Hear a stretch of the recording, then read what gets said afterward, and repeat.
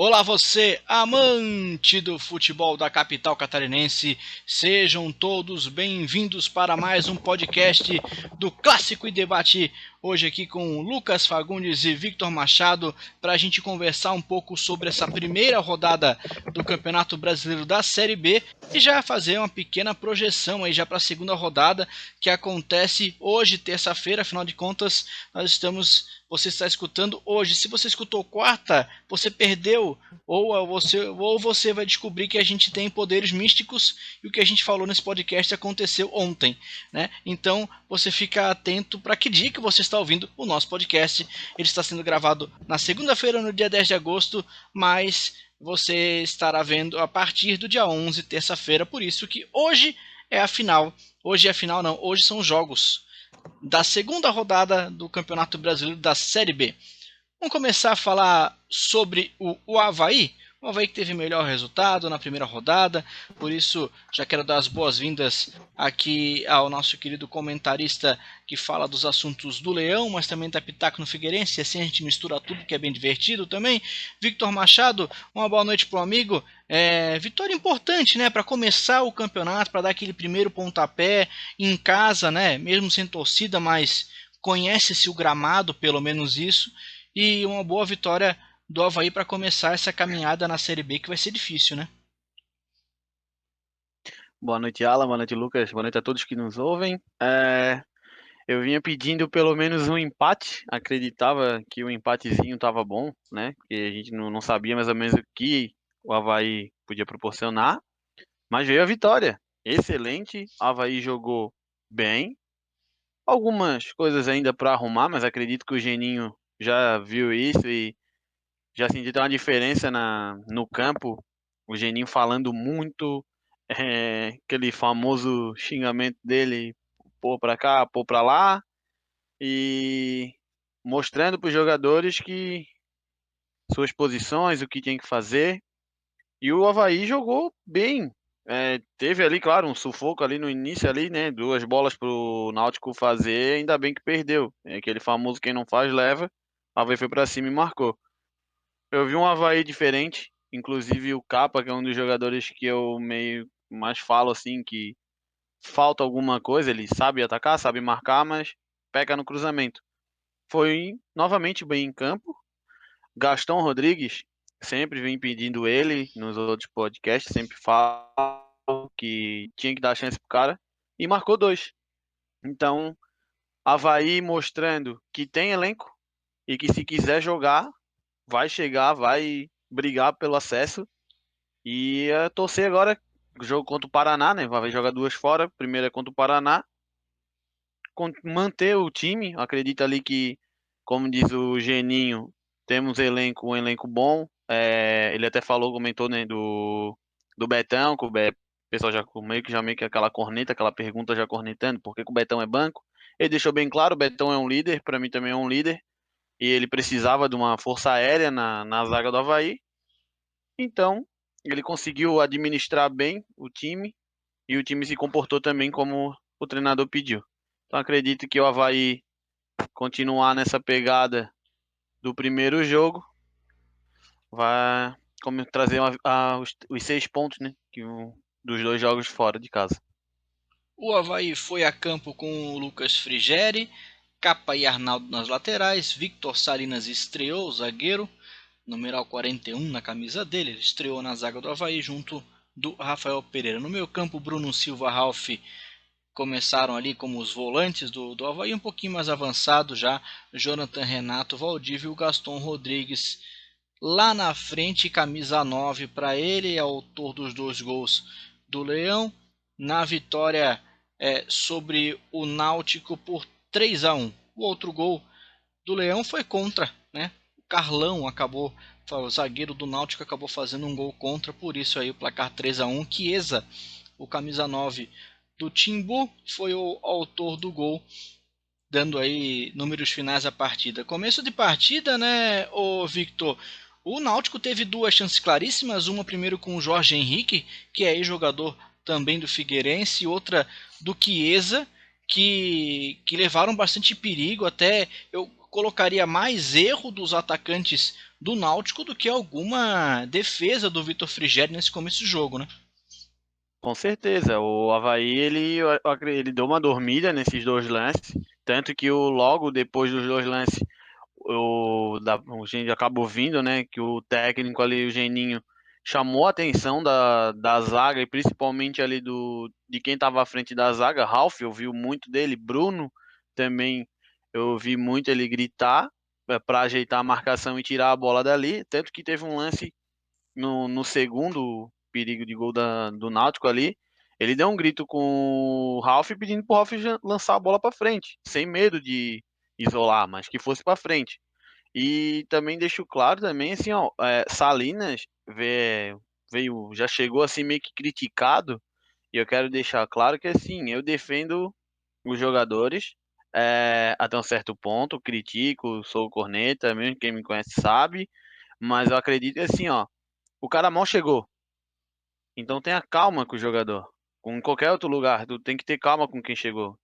E não é porque às vezes ele foi mal no outro time que vai ser mal no nosso. Então, jogou bem. Acredito que mais dois jogos assim dá pra gente ter uma ideia de como realmente ele é.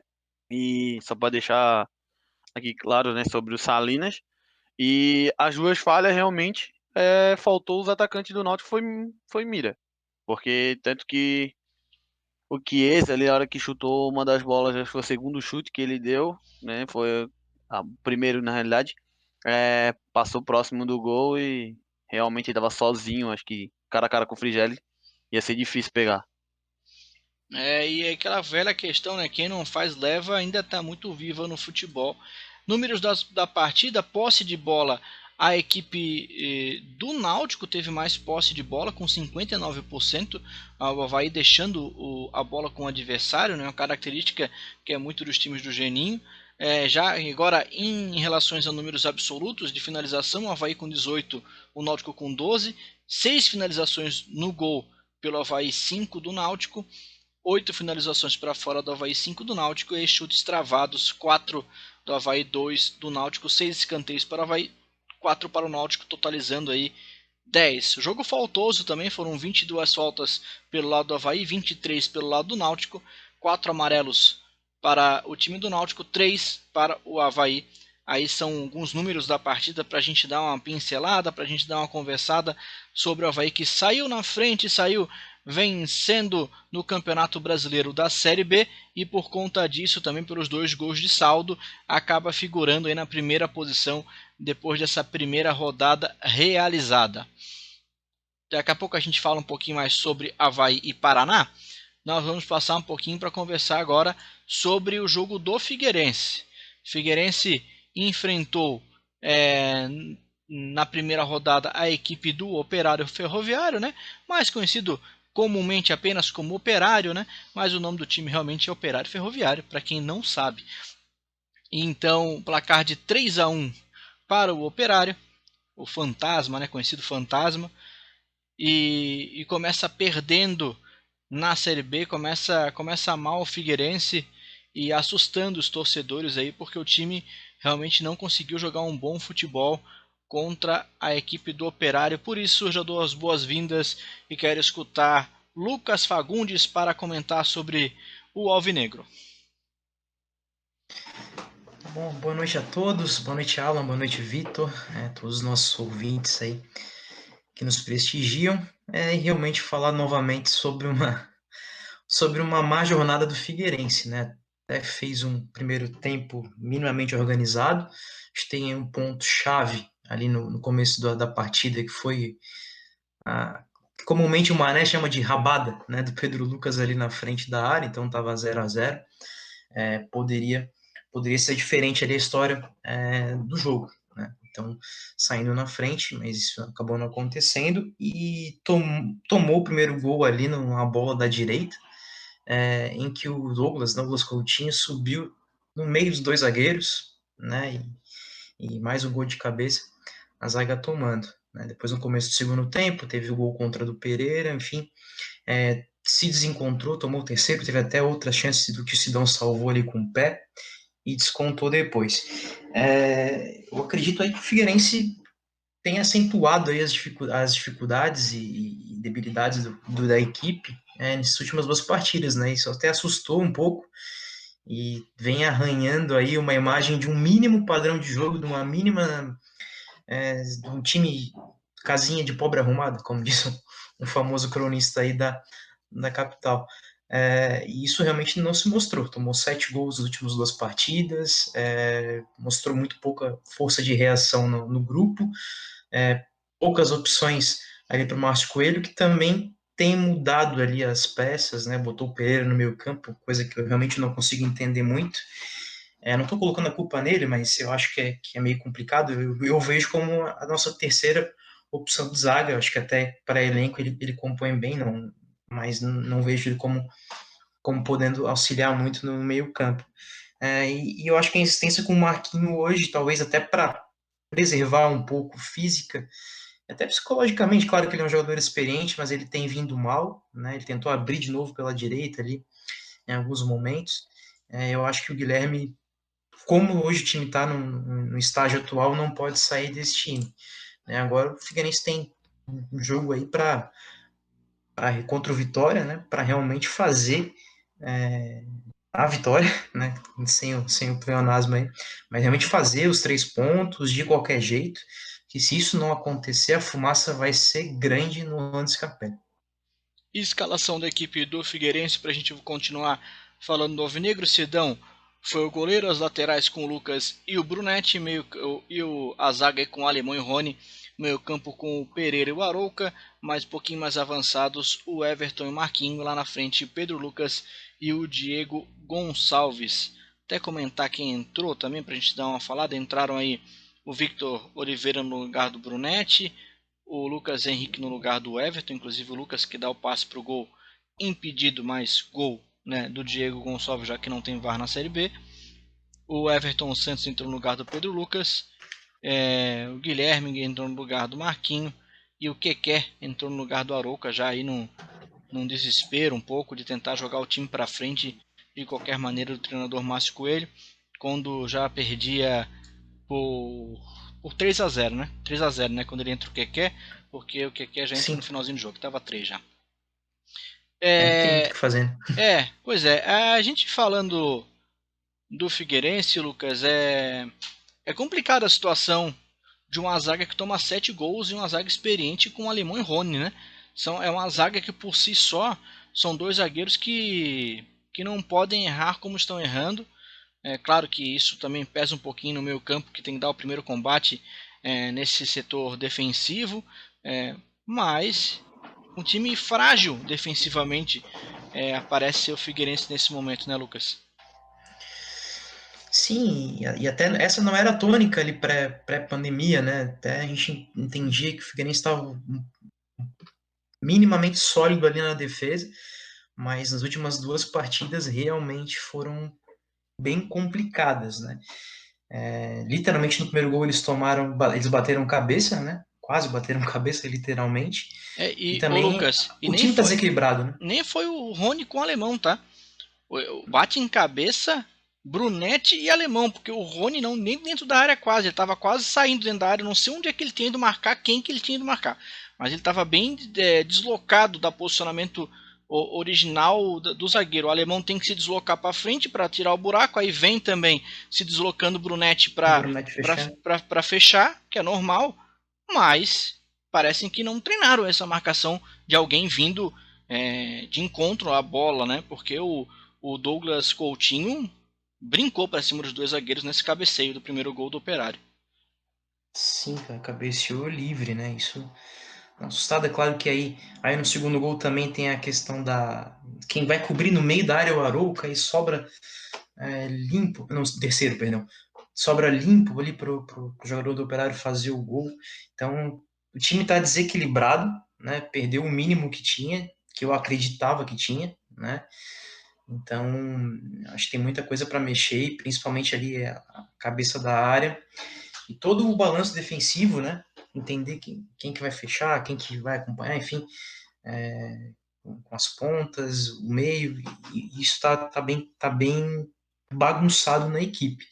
né? Somado a isso, eu vejo aí como as peças que entraram, tirando até o Lucas, que já vinha, entrou no Catarinense parece ser um articulador, enfim, mas é um garoto também, não dá para colocar Lucas Henrique, você fala, né? isso, Lucas Henrique, o meia, né? A pressão toda nele, né? Eu acho que É, dificilmente aí a ele, gente ele, vai conseguir sair desse ele problema, não né, é, da equipe. ele não é a peça para entrar e mudar a tônica do jogo, né? Cara, é Não, um com certeza garoto não. ainda, tem muito a crescer, mas entrou até um pouco assustado. Talvez, eu não sei o scout de todos os passes dele, mas ele acertou um passe. O gol foi o único passe que ele acertou. O resto no É, meio-campo estava com uma dificuldade incrível de dar um passe. Mas até dá para dar uma relevada nisso por conta de entrar num segundo tempo com um jogo desfavorável, querendo mostrar jogo, então querendo tocar na bola o tempo todo. Então acaba, querendo ou não, que os erros ficam mais aflorados, né? sim, o Figueirense vem trazendo aí jogadores também que são apostas, né? Então é meio complicado a gente projetar a equipe, em relação com o elenco que se tem hoje e com o que se está vizinhando de reforço, até pela situação financeira. Então a gente ainda vai projetar o Vitória um pouco mais para frente e até a sequência da Série B, mas é um cenário nebuloso no Scarpelli. Hoje a gente já trouxe a informação, inclusive já está no Twitter. Nesse momento que a gente gravou, a gente já publicou no nosso Twitter. Dois reforços já foram divulgados: o Giovani meio campo e também o Matheus Neres, os dois vindos lá da Inter de Limeira, mas tem passes diferenciados. Os dois estavam emprestados na Inter de Limeira, mas o Giovani atleta do Atlético Paranaense e o Matheus Neres é atleta do Palmeiras. Então os dois, pelo que a gente deu uma analisada aqui por cima até antes de a gente começar a gravar, o Giovani parece muito um pouco mais um meia de articulação, mas ainda assim, até por conta de jogar na Inter de Limeira, ele tem um mapa de calor um pouco mais defensivo, né, até por causa do time, mesmo a Inter de Limeira que joga um pouquinho mais reativo. E o Matheus Neres já tem um mapa de calor bem mais defensivo, realmente mais para volante, até mesmo zagueiro. Né? A gente vai aguardar um pouco, são jogadores que chegam com pouca informação, né? Jogam no interior paulista, então a gente tem que aguardar para ver como que eles chegam aqui no Scarpelli, se eles conseguem contribuir. Por enquanto ninguém conseguiu contribuir, Lucas, dos que chegaram, Sim. ninguém conseguiu chegar e entrar no time titular e já desbancar quem estava jogando, pelo menos por É, enquanto. sim, são todas apostas, né? Até demonstra a natureza do que tipo de reforço que está vindo para o Figueirense. Não estou denegrindo aqui a imagem dos jogadores, mas pela dificuldade financeira, são todos jogadores que estão vindo com salários pagos. O Gabriel Lima pelo Corinthians, o Giovani, acho que pelo Atlético Paranaense, do Palmeiras provavelmente deve ter alguma composição, o Figueirense não deve estar pagando tudo. Então muito, o cenário está complicado em relação às movimentações de mercado. Então basicamente todos os jogadores que chegaram aqui para a sequência da Série B, o lateral direito, o Lucas Carvalho, o próprio Giovani, o Matheus Neres, o Keké, o Gabriel Lima, são apostas, né? Eu não vejo aí nenhum deles como. Talvez o Giovani, que foi até elogiado pelo que se viu, mas mesmo assim nenhum deles chega, pega a camisa, vai jogar e vamos ter a certeza de que vai contribuir de uma forma tão efetiva, mas a gente vai torcer, claro, porque são, na sua maioria, jovens que querem mostrar. Ô Lucas, antes de a gente projetar o Avaí e Paraná, para botar o Victor no jogo também de novo, tendo esse cenário do Figueirense de pouco dinheiro, tendo esse cenário brasileiro de maneira geral da crise pandêmica, né? Que dinheiro é mais difícil de aparecer. Não era necessário que o Figueirense tivesse como diretor do departamento de futebol alguém mais experiente do que o Sorriso? Porque eu dou o meu comentário para tu ver o que tu acha também. Porque eu acho que o Sorriso, não sei se tem um leque tão grande de experiência, de conhecimento do futebol, de radar, eu quero dizer, o conhecimento nesse sentido, de radar de futebol, para pincelar algum jogador que ele já viu jogar em algum momento, sabe? No contato com vários empresários de diversos polos do Brasil. Não sei se ele tem esse radar tão grande assim. E me parece que deve ter jogadores de melhor qualidade no Brasil esperando uma oportunidade, né, para jogar num time de Série B. A gente olha o interior paulista ali com muitos jogadores interessantes, talvez até o Giovani e o Matheus Neres sejam alguns jogadores interessantes assim que venham despontar aqui. Mas eu queria a tua opinião sobre isso. É tudo nas costas do Márcio Coelho ou a gente tem que abrir um pouquinho mais esse leque de cobrança também? Então, acho que, de repente, em relação ao Luciano Sorriso, a gente tem que pensar também na questão da saída do Felipe Gil, né? E o quanto que, pelo que se coloca, isso também seguiu, isso surtiu, caiu mal no grupo, né? Enfim, chegou um outro profissional, enfim, em detrimento de um outro que tinha mostrado, né? Que mostrou isso que você comentou, de uma visão de mercado, que foi o Felipe Gil, né? Que no final da Série B do ano passado fizeram as contratações ali que mantiveram o Figueirense na Série B. Mas eu concordo contigo em relação à pouca experiência, né? Que é o segundo trabalho do Luciano Sorriso. O primeiro teria sido no Santa Cruz e lá foi bem criticado.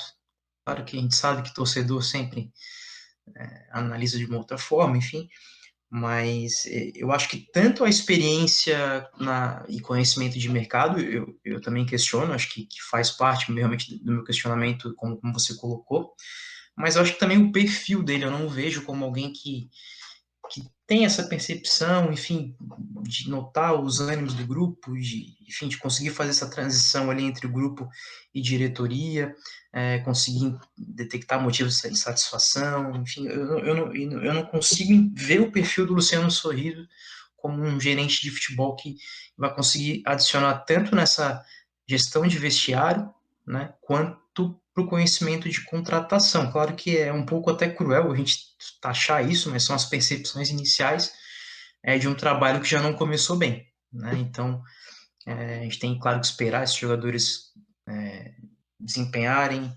aparecerem, mas até então o cartão de visita não vem sendo bom realmente. Eu fico sempre pensando o seguinte: aquele time que jogou contra o Fluminense jogou tão bem defensivamente, não conseguiu vencer a partida, mas de maneira geral jogou muito bem, jogou com muita consciência do que deveria estar sendo, o que estava fazendo, tudo isso, né? E aí, na verdade, eu fiquei só falei que não venceu, ele venceu de 1-0, tá? Mas o que eu ia dizer é o seguinte: aquele time deixa de desaprender a jogar bola porque não parece os mesmos jogadores, sabe? A gente analisa quase que é o mesmo 11 inicial, tirando alguma outra peça, mas um time sim, ó, que parece 11 outros jogadores. Alguma coisa nesse meio tempo aconteceu. Ah, tem pandemia, tananá, tem tudo isso. Mas o jogador não desaprende a jogar futebol. O jogador não desaprende tática, não desaprende técnica. Entendeu? Eles não ficaram 8 anos sem jogar bola e voltaram a pegar uma bola de novo. Né? A grande maioria já está treinando de novo no dia a dia, recupera rápido, tem a memória muscular. Então algo tem que ser analisado. Alguma coisa aconteceu de um Figueirense jogando bem contra o Fluminense, vencendo de um Brusque já naquele final de campeonato ali que era um time reserva mesmo, mas um time que vinha jogando bons jogos, claro, com suas limitações, com certeza, mas não assustava tanto quanto assusta agora. Até no primeiro jogo contra o Jaraguá ainda jogou bem um primeiro tempo, e depois disso parece que alguém chegou lá e falou: ah, deu, vocês não precisam mais jogar bola. Porque é muito estranho, realmente. Contra o Jaraguá ainda, contra o Juventus lá no Isso, primeiro Juventus jogo, Jaraguá. o segundo tempo realmente eles caíram fisicamente, né? Mas poderia, claro, a gente entende, tem a questão da pandemia, mas não me parece ser só questão física, né? Realmente o padrão mudou, né? Esperamos aí que o Márcio Coelho consiga revisar aí, entender o que aconteceu, o que está acontecendo de errado, e tentar restaurar esse padrão mínimo aí de equipe para conseguir sair dessa, né? E já tem um adversário complicado, né? O Vitória em casa, Vitória que venceu a partida contra o Sampaio, não vai ser trivial vencê-los aqui. Victor Machado, Avaí enfrenta o Paraná, 20-30. Paraná que empatou a primeira partida do campeonato da Série B. O que esperar dessa partida, Victor? Lembrando que vai ser lá no Paraná o jogo. Sim, eu espero uma partida assim, como sempre, nunca é fácil, né? Ainda mais na casa do adversário. O Paraná estava jogando bem e eu andei acompanhando, tem até uns conhecidos lá do moram lá, né? E eles estavam falando, como sempre, o Paraná começa bem e acaba deixando o adversário empatar ou até virar o jogo.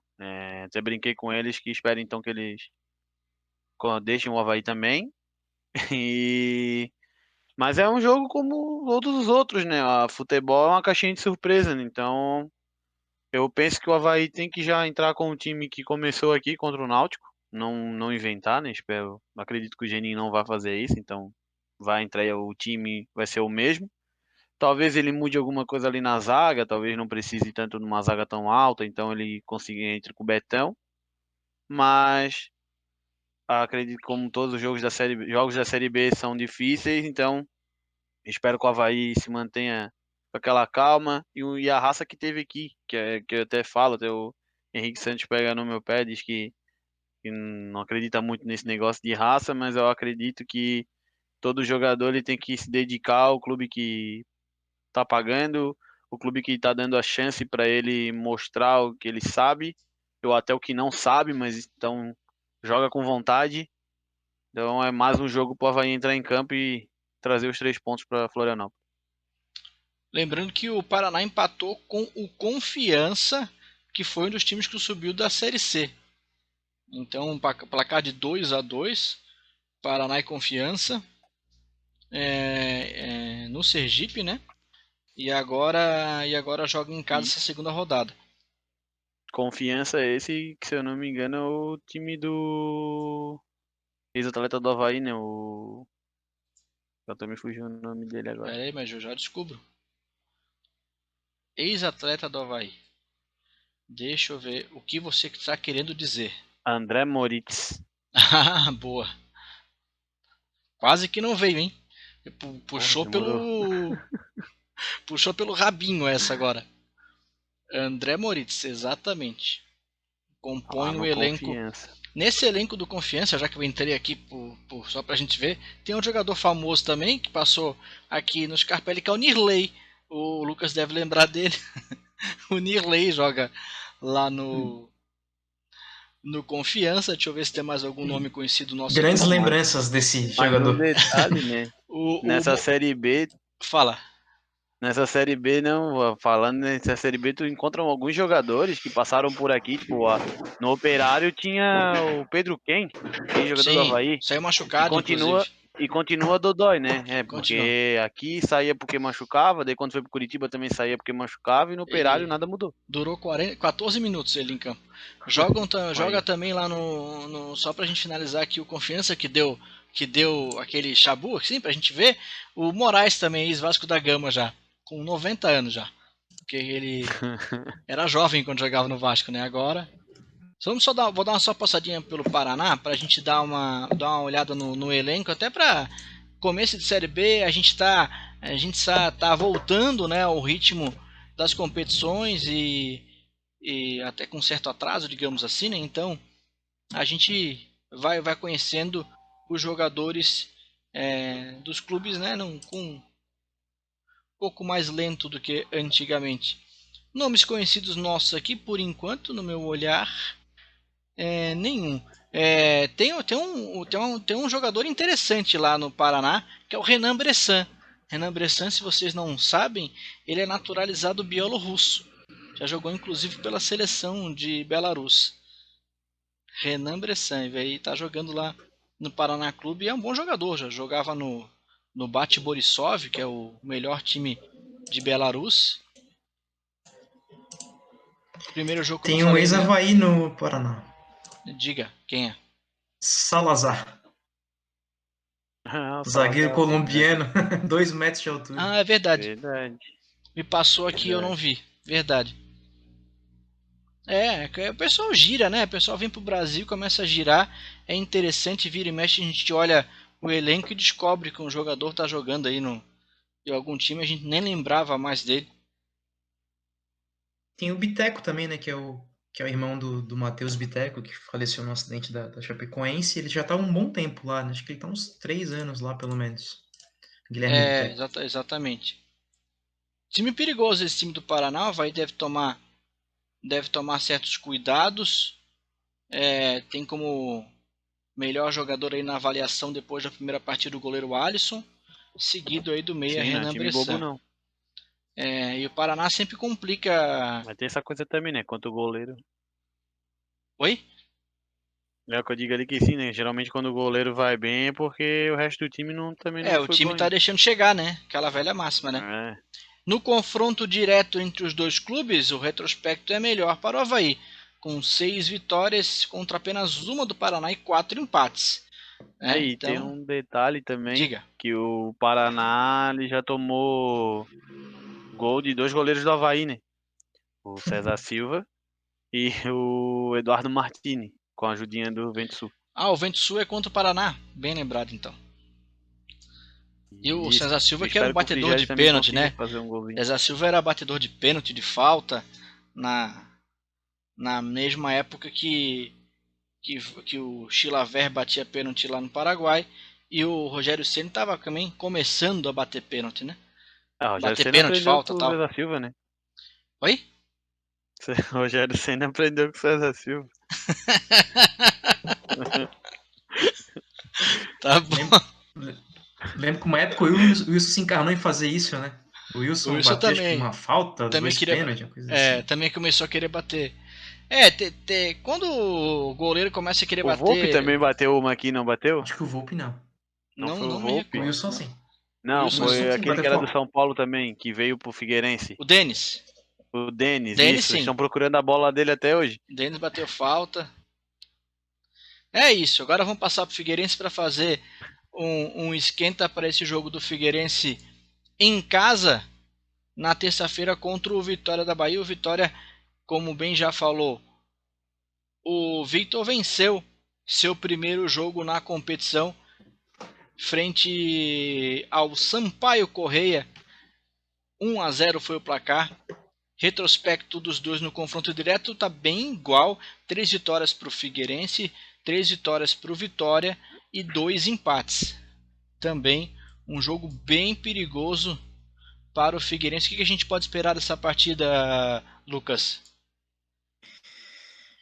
O Vitória fez a vitória, né? A Vitória fez a Sem vitória? perdão aí o Vitória fez a vitória, fez 1-0, gol do Carleto, né? Que é um jogador aí que também já teve aqui no Avaí, se eu não me engano, na Chapecoense ou não. É um Não excelente sei que no lateral. Avaí sim. Ele fez o gol de pênalti, né? Avaí em 2014. Avaí em 2014, isso. Tem outros jogadores ali conhecidos, que é o Jonathan Bocão, que é o Bocão do Avaí, né? E o Gerson Magrão jogou aqui no Figueirense, o Rodrigo Andrade, o famoso Diguinho, né? Que jogou aqui no Figueirense em 2013. Então tem algumas peças conhecidas. Né? Vai ser um jogo complicado, né? O Figueirense não pode se desesperar, se abrir e tomar gol e realmente complicar toda a estratégia de jogo. Né? O Vitória ele tem um treinador muito jovem, né? Até confesso que eu não conhecia, fui pesquisar, ele era auxiliar técnico, Bruno Pivetti, e ficou de fora também, assim como o Figueirense da fase final ali, da semifinal do Campeonato Baiano, né? Mas é sempre um jogo Ficou em complicado, quinto lugar, né? Ficou em quinto lugar e não jogou semifinal. não jogou semifinal. Né? Até o Geninho estava lá, né? Até junho, mais ou menos.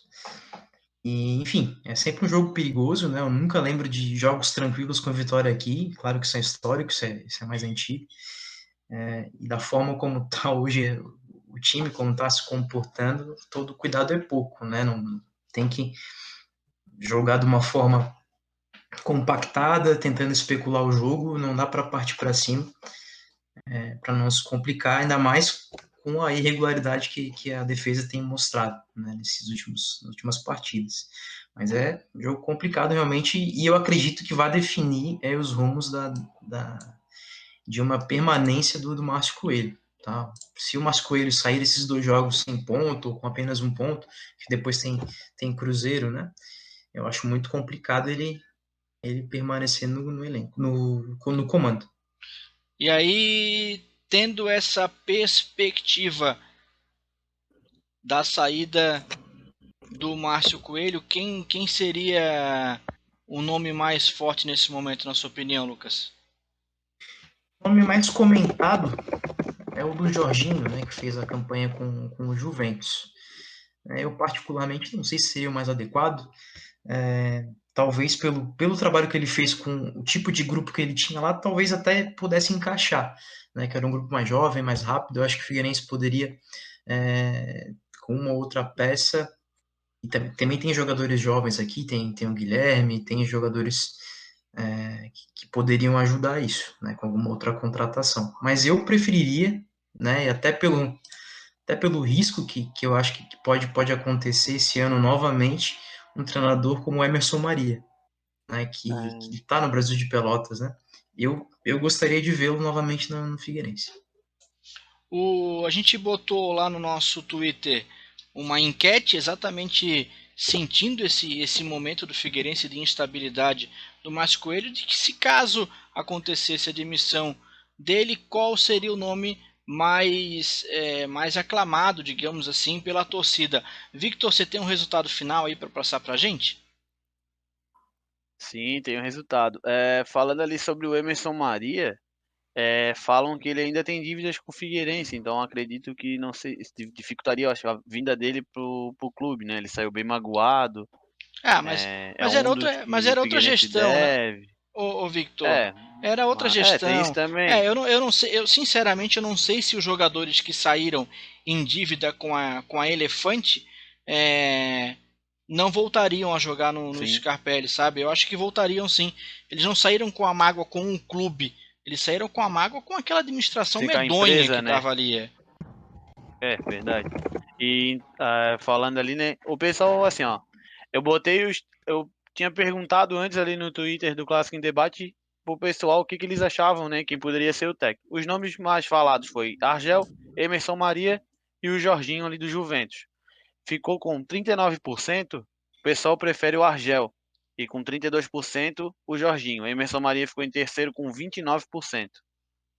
É, o que eu não gostaria, sinceramente. Eu acho que o Argel não tem mais perfil para um grupo daquele dali do Figueirense com tanta dificuldade de elenco, não. Fala, Victor. Eu acompanhei Fala. uma conversa e também falei com alguns amigos alvinegros e eles falam que assim seria bom o Argel por qual motivo? Tirar o Figueirense da zona e manter na Série B, que é mais ou menos o que o Figueirense, né, essa diretoria está querendo, que não pensa tipo, já num acesso, né? Ah, claro, se vir um acesso É, para qualquer clube é excelente, mas mas independente do. pensaria primeiro em manter na Série B, não cair para C e ano que vem aí sim fazer todo um projeto para poder subir. Mas Não, seria o Argel tudo para bem. tirar da degola ali, né? Já começar pelo menos uma caminhada boa. Tudo bem, mas não é. Ele não tem um mapa da mina que qualquer time que ele pegue não vai ficar na zona de rebaixamento e vai se manter na divisão. Bem, sabe? E não acho que um Rai não cai no mesmo lugar também, né? O que eu acho é que o Argel tá fora já do patamar do Figueirense, e eu acredito também que o Figueirense não tem condição de ir no Brasil de tirar o Emerson Maria. Então eu É, acreditaria mais no Jorginho. Mas em desses termos de três salário, nomes, Acreditaria quem você. que tem mais chance de vir, né? Jorginho? Eu traria o Emerson Maria, mas eu eu acredito também. que não tem essa condição. Se tivesse dinheiro para trazer desses três, né? Se não tivesse problema financeiro desses três eu traria o Emerson Maria. Eu também. Eu penso também que se fosse pro Figueirense contratar assim, traria agora, né? O Jorginho por causa das finanças, né? Mas aí exatamente, É o Victor, tens caso. razão. Se levar em consideração também a parte financeira, eu acho que desses três nomes que a gente levantou aí junto aos torcedores, o Jorginho seria o nome mais de melhor custo-benefício, né? Mas também não garante que ele vai salvar muita coisa, né? Lembrando que ele é muito experiente no futebol, isso ninguém pode tirar. Um cara com uma carreira muito, muito interessante no futebol, como jogador, como torcedor, como treinador, não tanto assim. né, ainda requer trabalhos mais fortalecidos, né? Então seria o time do Figueirense seria talvez o maior trabalho que ele teria na carreira dele. Ele teve um problema pessoal, né, que foi a perda de um filho, porque ele era um auxiliar técnico do Palmeiras em 2009. Acho que foi o Luxemburgo saiu e ele assumiu, e o time fez algumas vitórias, acho que em 10 jogos fez 6 ou 7 vitórias, assumiu a liderança, e o Palmeiras estava negociando com o Muricy, trouxe o Muricy, o Palmeiras teve outros problemas, lesão, enfim, perdeu o campeonato 2009, que é o que o Flamengo venceu. Em 2012, ele fez aquele time da Barcelona, ele treinou aquele time da Barcelusa lá, que ganhou a Série B em 2012, tinha o Edno no ataque, enfim, tinha o Ananias, né, que também faleceu lá no acidente da Chapecoense, tinha alguns jogadores, acho que tinha o Moisés também, aquele meio do Palmeiras, que jogou no Palmeiras depois. Esses são os dois principais trabalhos, né? Fora isso, realmente eu não lembro. Ele tá tentando se recolocar, e querendo ou não, o catarinense saía dos 7 ou 8 estaduais aí que mais aparecem. Acredito que pelo nome que ele tem, enfim, de ter sido jogador, e acho que ele consegue se encaixar numa Série B em algum momento, né? Sem dúvida, Eu isso não eu veria também com concordo. eu não veria com maus olhos, assim, mas Também não, também não. como eu e tu colocamos, Não, Emerson não, Maria é o nosso preferido. não seria um absurdo. Não seria um absurdo caso acontecesse alguma coisa com o Márcio Coelho de ele assumir. Mas eu digo mais, tá? Eu acho que num cenário de assumir um técnico experiente como o Jorginho, mesmo que seja experiente mais como jogador do que como treinador, não é o caso de uma demissão é, do, do, do grupo de trabalho do Márcio Coelho. Eu acho que ele tem que continuar aprimorando como auxiliar técnico, conversando, discutindo, dando opinião, né, tentando melhorar o. A gente sempre fala, né? Quanto mais pessoas para dar opinião, às vezes sai uma opinião boa, né? É aquele famoso brainstorming, né? Então, no futebol também Sim. isso pode ser interessante. Alguém como o Jorginho pode dar alguma ideia, ele dá outra, e os dois, num senso comum, numa conversa, pode chegar a uma ideia interessante, maturada. Então, acho que também não é para desprezar, mas muita atenção também no departamento de futebol. Não adianta trazer o treinador e a gente não tiver algumas peças ali interessantes para que esse elenco fique um pouquinho melhor, né? Pelo menos umas 3 ou 4 jogadores.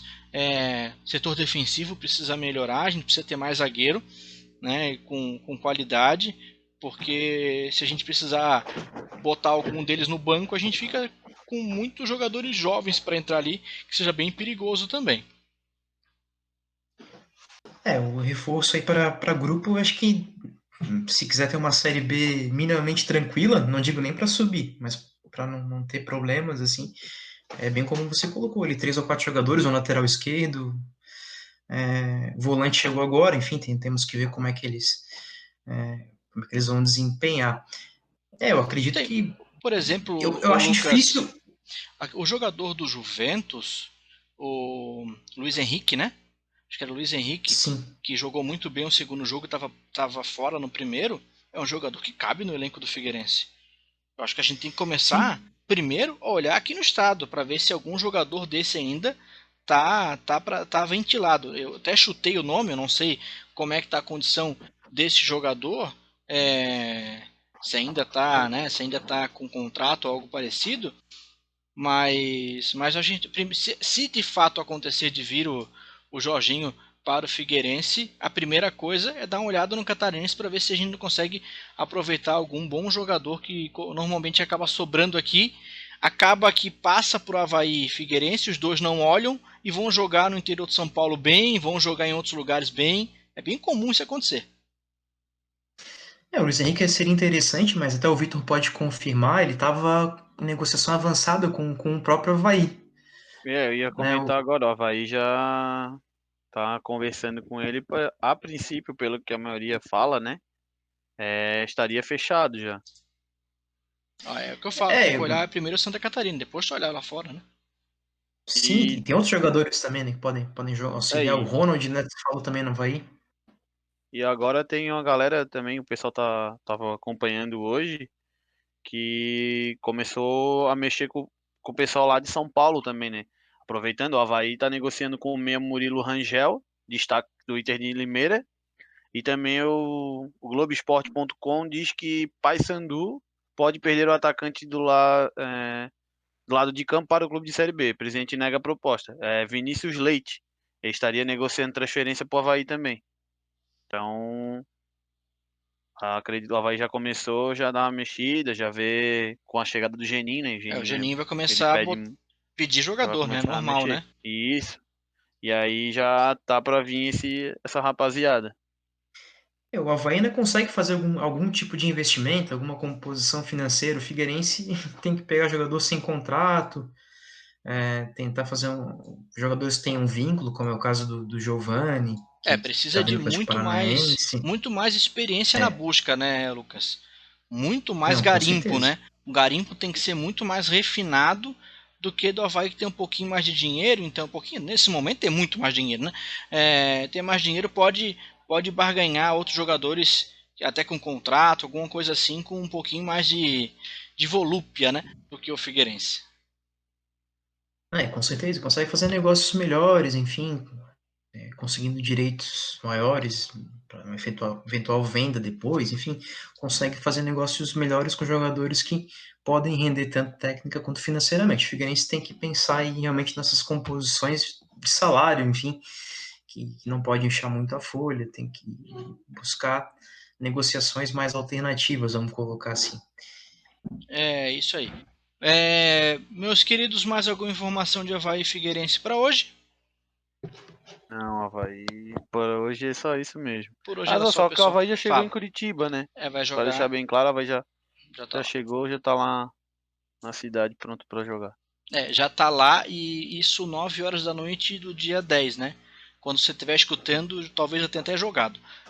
Placar do jogo, Victor, pra gente ver se depois a gente vai acertar ou não. Placar de jogo de Avaí, Paraná e Avaí, na verdade.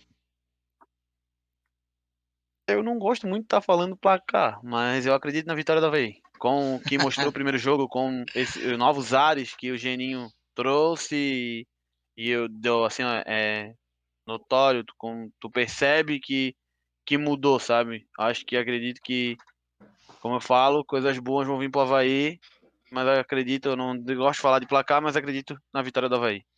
Eu também vou na vitória do Avaí pelo que jogou no primeiro jogo. Pra você, Lucas. Avaí Paraná 0-0. E aí a gente vira a página. No caso do Figueirense, Lucas, pra você. 2-1 pro Figueirense, sofrido com gol do alemão aos 48. Pra matar uns três do coração, né? Cara, não temos um dia de paz.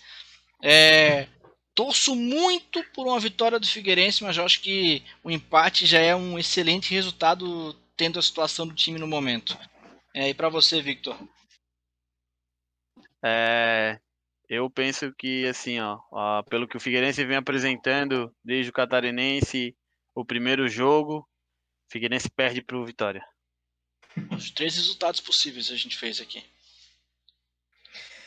Só complementando o Fala. Paraná, o Paraná ele só tem aproveitando que vocês lembraram do jogador que fez o Figueirense passar raiva, o Alvinegro passar raiva, eu vou lembrar de um jogador que fez o Havaiano passar raiva, que está no Paraná, o Luan Volante. Oxi. Precisava lembrar? Tem coisa que não lembra, né? Precisava Pessoal, um lembrar. grande abraço. Um abraço, Lucas Fagundes. Até a próxima semana com mais um podcast do Clássico Debate. Um abraço, Alan, um abraço, Vitor, todos os nossos ouvintes aí que nos prestigiam. Torcer pela recuperação do Figueirense. Para que semana que vem, que no próximo podcast a gente consiga falar de ambiente melhor, né? Pelo menos um pouco melhor no Scarpelli.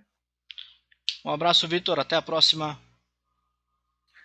Abraço, Alan, abraço, Lucas, a todos que nos acompanham no Clássico em Debate. E vitória do Avaí, que o Avaí permaneça vencendo, jogando bem, com raça. Urra, Leão. Vamos ficando por aqui. A gente volta semana que vem. Obrigado por nos escutar no YouTube. Se você está vendo pelo YouTube, ative as notificações. Também já se inscreva no canal para receber sempre os nossos podcasts. Se tiver no Spotify, você, por favor, nos siga para sempre saber das novidades dos nossos podcasts. A gente vai ficando por aqui, voltamos semana que vem. Até breve, tchau!